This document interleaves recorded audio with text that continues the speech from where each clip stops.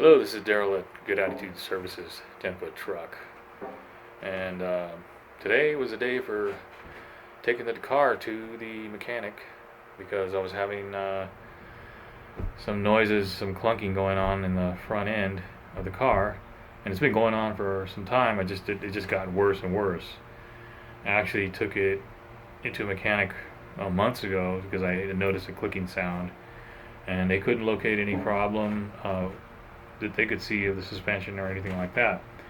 So progressively it was getting worse. I knew that there was something that had to be looked into, and it got to the point where I'm like, okay, I'm not going to drive this anymore because it just doesn't feel safe.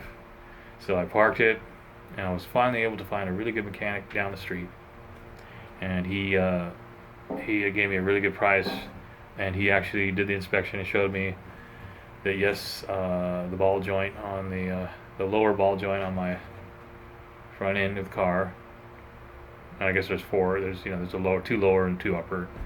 But the one lower is bad. And of course, when you replace that one lower one, of course, it's better just to replace the other one too. So I went and bought two ball joints for the car, and then I have an appointment on Monday in the morning for him to replace those, and then I can get back on the road with that. So yeah, it's part of the deal when when you're using your car for deliveries, or in my truck it's the same thing.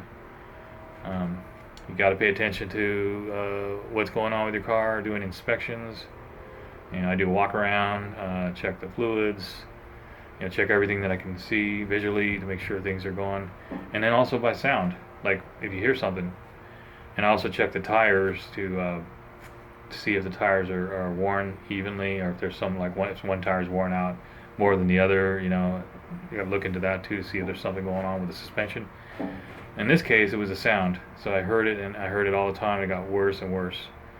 And there could be many different things that could happen. I mean, there could be many different things that it could be caused by, and me not knowing anything about mechanics or knowing anything about that. Of course, I had to find an expert that could do that and could inspect, has the proper tools to do that. I try to, just think what I'm like trying to, just guess. But it's not. You can't guess on that stuff. It doesn't, unless you know what you're doing. There's no way. There's too many factors going on in the mechanisms of a suspension. You have the tie rods, you have the struts, you have the shocks, you have the sway bar, the control arm, and the ball joints, and who knows what else. But those are all things that are connected within that suspension that I know of. I really don't know a lot about that stuff, but those things wear out over time, and so when you hear something making a noise like that, who knows what it could be, but it's good to have it checked out because of safety reasons, and that's the main reason for me. I don't want to be out on the road. I didn't want to be out on the road driving around the freeway with a bad suspension. It just doesn't make sense to me. I want everything to work as good as I possibly can. Things do wear out, but if you catch them early, it's going to save you a lot of money, and it's good safety. It's a safety issue too. So yeah, checking the oil, the fluids, the brakes, visual inspection of the tires, and paying attention to everything about your vehicle, because that's how you make your money, and that's how you want to stay safe on the road and keep people around you safe, and keep making money without having to put too much money, because if you maintain your vehicle, and on a regular basis, it makes it easier. It makes it better to, less of a chance of something going wrong, and probably less expensive. So that's just part of the deal.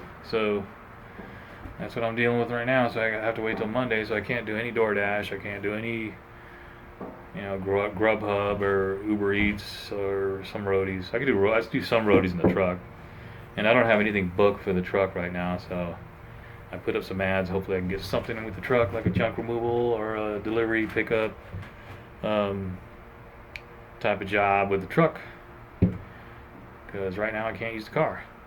And see, the thing is I haven't built up enough business in this area, or clientele, or repeat customers to really get the truck on the road enough to, keep me, to for my expenses. I need more with the truck, but I'm slowly building it up. So, but that's why I'm using the car to on those off times to keep money coming in, income.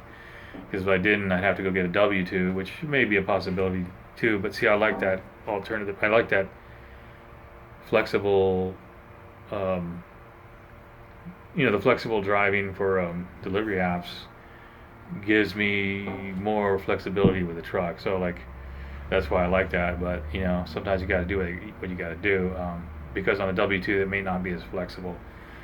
So that's why I like to have the car going and running good. So because say if